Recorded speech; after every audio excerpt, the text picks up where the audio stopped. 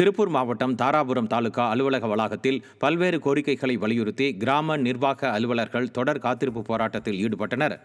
கிராம நிர்வாக அலுவலர்களின் ஊதிய உயர்வு, பதவி உயர்வு போன்ற பல்வேறு கோரிக்கைகளை வலியுறுத்தி பணிகளை புறக்கணித்து தொடர் காத்திருப்பு போராட்டத்தில் ஈடுபட்டதால் கிராம நிர்வாக அலுவலக பணிகள் பாதிப்படைந்து பொதுமக்கள் அவதிக்குள்ளாகினர்.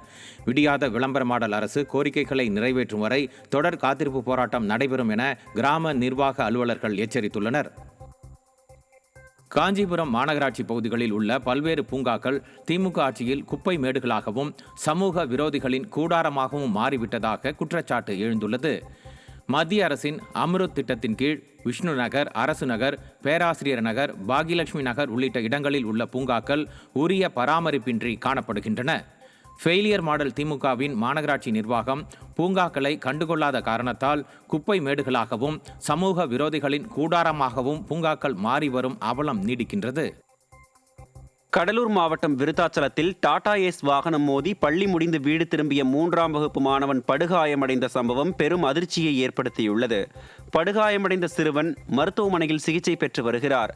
மக்கள் நடமாட்டம் அதிகமுள்ள பகுதிகளில் வாகனங்களின் வேகத்தை கட்டுப்படுத்த தவறிய நிர்வாகத்தின் மெத்தன போக்கே விபத்துக்கு காரணம் என குற்றச்சாட்டு எழுந்துள்ளது. அரசு இனியாவது விழித்துக் கொண்டு அதிவேக வாகனங்களை கட்டுப்படுத்தவும் உரிய பாதுகாப்பு நடவடிக்கைகளை மேற்கொள்ளவும் பொதுமக்கள் வலியுறுத்தியுள்ளனர்.